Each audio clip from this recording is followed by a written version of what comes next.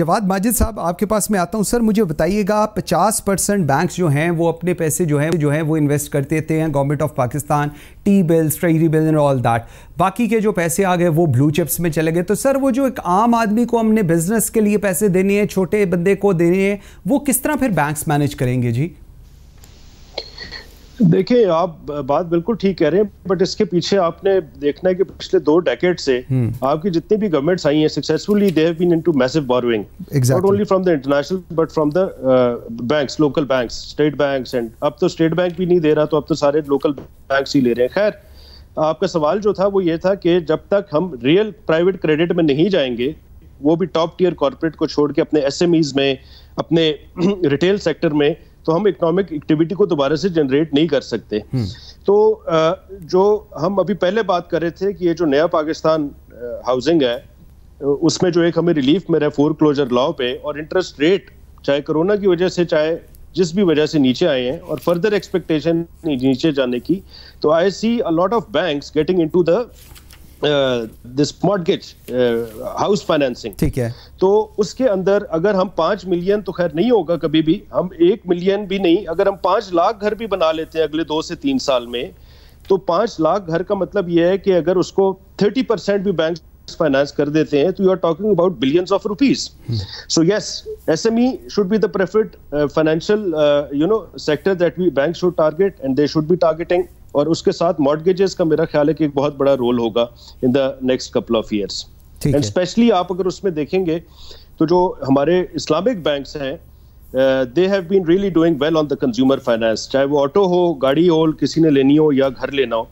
तो I see a lot of activity, and not only the SMEs related to जो होंगे ना, construction और मॉर्गेज सेक्टर, वो भी बड़ा, उनको भी बड़ा इम्पैक्ट आएगा। तकरीबन 40-45 इंडस्ट्रीज हैं जो कि अगर आपका एक घर या एक प्लाजा बन रहा होता है, तो उसके अंदर इनडायरेक्टली और डायरेक्टली इन्वॉल्व होती हैं। So yes, these are the 2-3 I see key areas in the next 2-3 years. Jawad साहब, मुझे एक चीज बताइए कि जिस तरह आपने बात की, I really wanted to have this thing, why people are so much inclined to work Islamic financing कर दें जी, इस्लामिक लैंडिंग कर दें, they are willing to do so, और उसके अंदर उनके जो स्टेट ऑफ माइंड है, that's very different altogether. इसको भी थोड़ा सा if you can elaborate this thing जी। ये तो खैर मंसूर एक पूरा एक we can have a full section on this.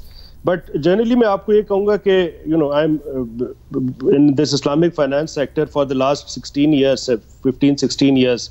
तो पाकिस्तान की 97% पॉपुलेशन मुसलमान है, और जब हम यहाँ पे इस्लामिक बैंकिंग शुरू कर रहे थे, तो हम यही देख रहे थे, we had a very interesting survey whereby that 80% of the population is indifferent. If the Islamic banks are competitive on rates and services, they are ready to go towards Islamic.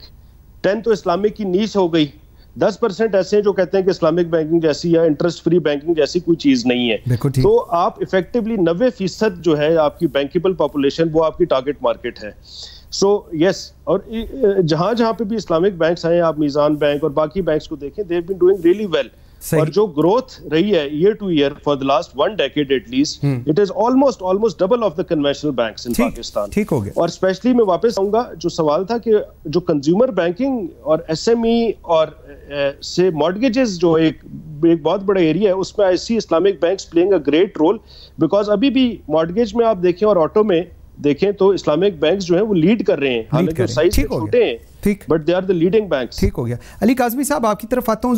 You wanted to talk about exports, उस पर भी कीजिएगा। और sir 30 billion subsidiary 1 lakh घरों के लिए कहा जा रहा है। सो अगर हम उसको ट्रांसलेट करें तो 3 लाख पर हाउस। सर ये ठीक है, सिग्निफिकेंट है, it's not significant, how do you see this जी?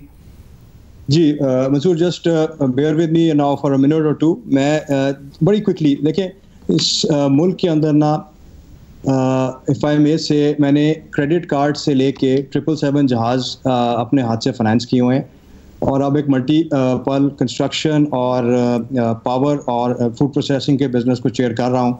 सो मैं थोड़ा सा डीप डेप्थ में जाता हूँ, and I don't want to talk about just the high level things.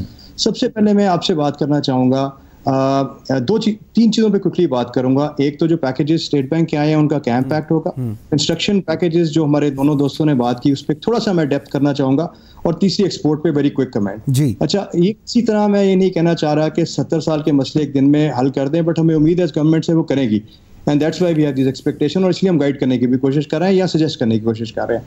Construction package please remember कि आपका जो है वो सप्लाई साइड ड्रिवन है, उसमें जो इन्वेस्टर्स हैं उनके लिए सारे इंसेंटिव्स दिए हैं आपने, और आप इसके अंदर अगर सारे सप्लायर आज ब्लाइंडली फोकस होके या उन इंसेंटिव्स के पीछे लग के सप्लाई साइड क्रिएट कर दें तो डिमांड कहाँ से आएगी? डिमांड क्रिएशन के लिए the only thing that has been given is those 30 billion rupees, 1 lakh घरों, वो भी नया पाकिस्तान कंस्ट्रक्शन के लिए, और 3 लाख रुपए पर एक घर ये बनता है। 3 लाख रुपए पर घर में शायद एक बाथरूम आप बना लें या शायद एक आधा और कमरा बना लें।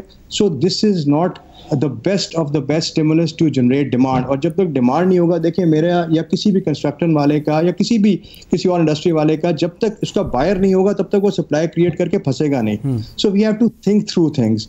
अच्छा, उसके बाद हम, और ये मॉर्गेजेस जब तक इस मुल्क में एक्टिवेट नहीं होंगी तब तक ये नंबर पिकअप नहीं करेगा।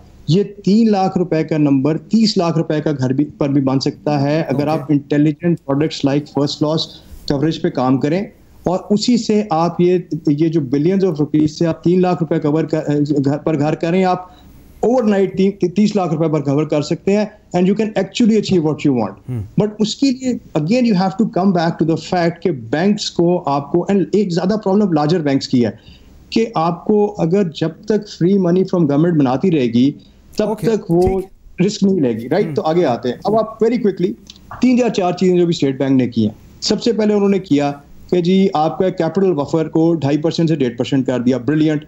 800 अरब रुपए का आपका एक रूम क्रिएट हो गया कि आपका 800 अरब रुपए और आगे लैंड करने को। But at the end of the day, अच्छे वक्तों में जिन बैंकों ने एसएमई कंज्यूमर को लैंड नहीं किया, इस टाइट टाइम में क्या वो 800 अरब रुपए इसके लिए यूज करेंगी? ये एक लॉजिकल क्वेश्चन है। आई डोंट नो, अगर किसी के पास का जवाब है तो जरूर मुझे दे दे। ठीक है। उसके बाद वो प्रिंसिपल डिफरल की बात हमने की, brilliant. Again for the business houses जिन्होंने ऑलरेडी बोरो किया हुआ है, उन्हीं को डिफरल मिलेगा ना, जिसने बोरो ही नहीं किया हुआ, जिसका लोन ही नहीं है, उस बेचारे पे क्या फर्क पड़ना है इस डिफरल का? ठीक है जी। तीसरी चीज जो मोस्ट टॉक्ड अबाउट थिंग्स के, and these are good things, मैं क्रिटिसाइज नहीं करना चाहता, I just want things to improve from here, तो इसलिए मैं थोड़ा इन डेप्थ जा रहा हूँ। एम्प्लॉयमेंट एंड पेरोल, 3 महीने की सैलरी आप देने की बात कर रहे हैं अगेंस्ट अ कोलैटरल। बैंक कहता है स्टेट बैंक के मैं आपको लिक्विडिटी प्रोवाइड करूंगा।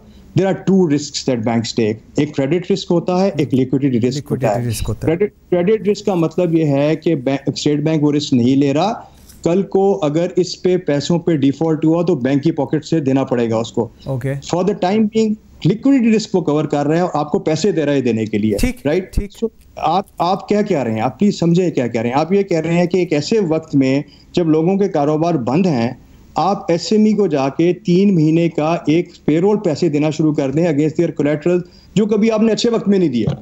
अच्छा, अब मुझे जरा ये चीज़ मुझे जरा एक मरतबा ये चीज़, क्योंकि शिल्दाना गवर्नमेंट को रिप्रेजेंट करेंगी, let me take this question to her. Shildana, मुझे एक चीज़ बताएं, बड़ा वैलिड पॉइंट है कि जब अच्छे वक्तों में एसएमई को लोन्स नहीं दिए गए, जब उनको बैंक्स को पता भी था कि they will pay off and all that, so इस पर्टिकुलर सिचुएशन के अंदर जो गवर्नमेंट का व्यू पॉइंट है वो कितना डुएबल है इस सिचुएशन में? जी, अगर आप if you want to explain that. जी शुक्र मंसूर। देखिए, अली साहब की बात अपनी जगह सही है। मैं तो सिर्फ आपको इस पॉइंट ऑफ व्यू से ये समझा सकती हूँ कि देखिए, स्टेट बैंक ये ऑफर कर रहा है स्पेसिफिकली कोरोना टाइम्स के लिए।